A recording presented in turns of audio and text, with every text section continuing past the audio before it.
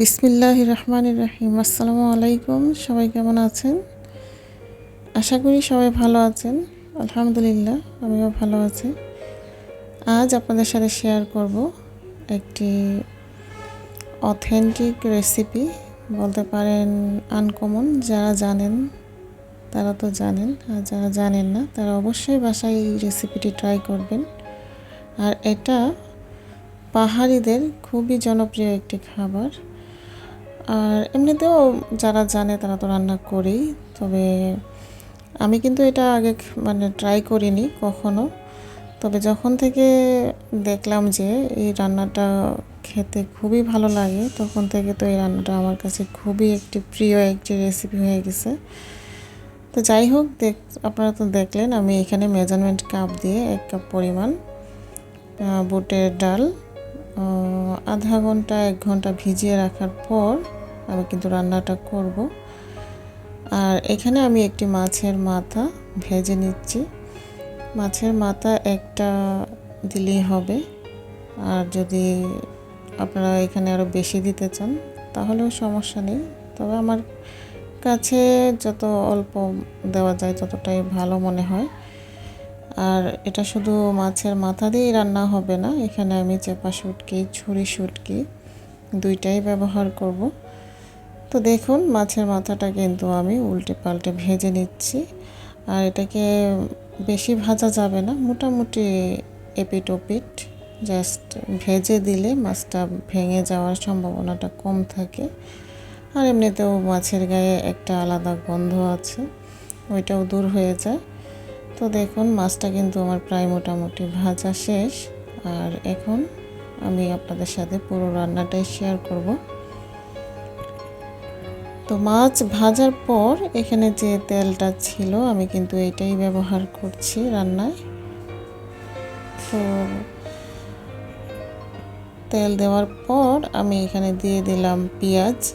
আর পেঁয়াজগুলো একটু যখন ভাজা হয়ে আসবে এখানে অ্যাড করব 2 থেকে 3টা বড় রসুনের কোয়া বেটে আমি এখানে দিয়ে দিলাম। রসুন বাটা তো যে কোনো শুটকি রান্নাতে রসুন ছাড়া তো হয়ই না, তবে পরিমাণের বেশি দিলেও কিন্তু খেতে ভালো লাগে না। আমি এখানে 2 থেকে 3 কোয়ার মতো দিয়েছি। তারপর এখানে পরিমাণ মতো পানি অ্যাড করে দিলাম। আর এখানে আমি এখন এক এক করে মশলাগুলো দিয়ে দেব। তো ভিডিওর এই পর্যায়ে আমার আপু ভাইয়াদের কাছে, আঙ্কেল আন্টি যারাই আমার ভিডিওটি দেখছেন সকলের কাছে অনুরোধ, একটি লাইক দিয়ে সম্পূর্ণ ভিডিওটি কন্টিনিউ করবেন। তারপর এখানে তো আপনারা দেখলেন আমি 1 থেকে 1.5 চামচ মরিচ, 1 চামচের মতো হলুদ আর পরিমাণ মতো লবণ দিয়েছি। দিয়ে মশলাটাকে ভালোভাবে কষিয়ে নিব।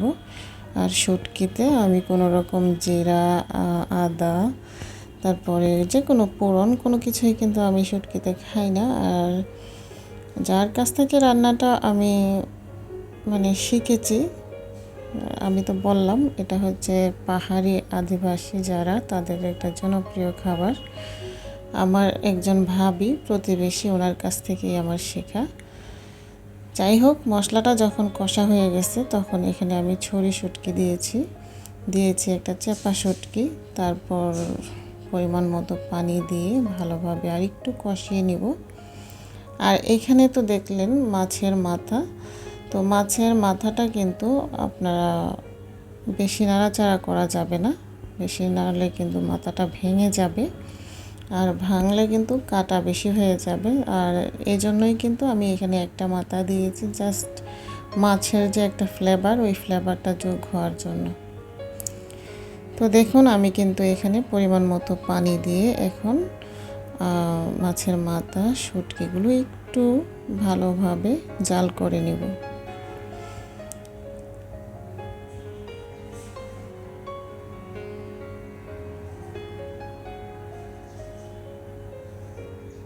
তো মোটামুটি যখন একটু জাল হয়ে গেছে, বেশি না 2 থেকে 3 মিনিট, জাস্ট আমি একটু মশলা যাতে ঢুকে মাছের মাথা এবং শুটকিগুলো একটু হয়, এই জন্য আমি একটু জাল করেছি।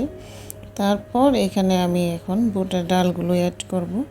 বুটের ডাল অবশ্যই পানিতে ভিজিয়ে রাখবেন, আধা ঘন্টা 1 ঘন্টা, তা না হলে কিন্তু সিদ্ধ হবে না।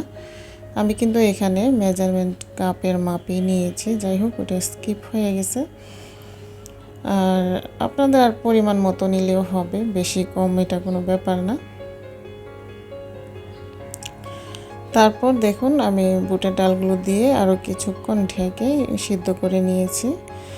আর অবশ্যই মানে বুটটা যতক্ষণ না পর্যন্ত সিদ্ধ হবে ততক্ষণ কিন্তু অবশ্যই চুলার আঁচটা একবারে হাই হিটে না দিয়ে মিডিয়ামের চেয়ে একটু বেশি দিয়ে জাল করবেন। আর এই পর্যায়ে আমি এখানে টমেটো দিয়ে আবার ঢেকে দিয়েছি।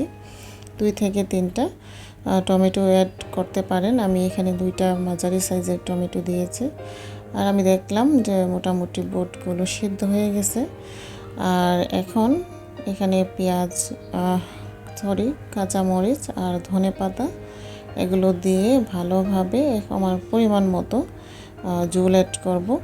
আর ঝোলটা এখানে অবশ্যই গরম পানি অ্যাড করবেন, কেননা এখানে বুটের যে ডালগুলো এগুলো কিন্তু সেদ্ধ হয়ে গেছে। আর এখন বেশি সময় জাল করা যাবে না। ঝোলটা পরিমাণ মতো দিয়ে মানে গরম পানি দিবেন, গরম পানি দিলে ভালো হবে।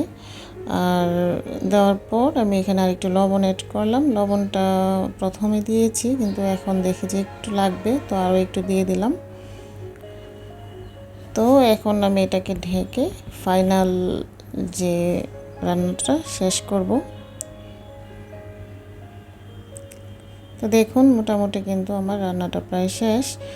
আর বুটগুলোও কিন্তু সিদ্ধ হয়ে গেছে। মাছের মাথাটা কিন্তু আমার ভাঙেনি, ঠিক আছে। দেখেন মাছের মাথাটা কিন্তু আমার এখন পর্যন্ত আস্তই আছে।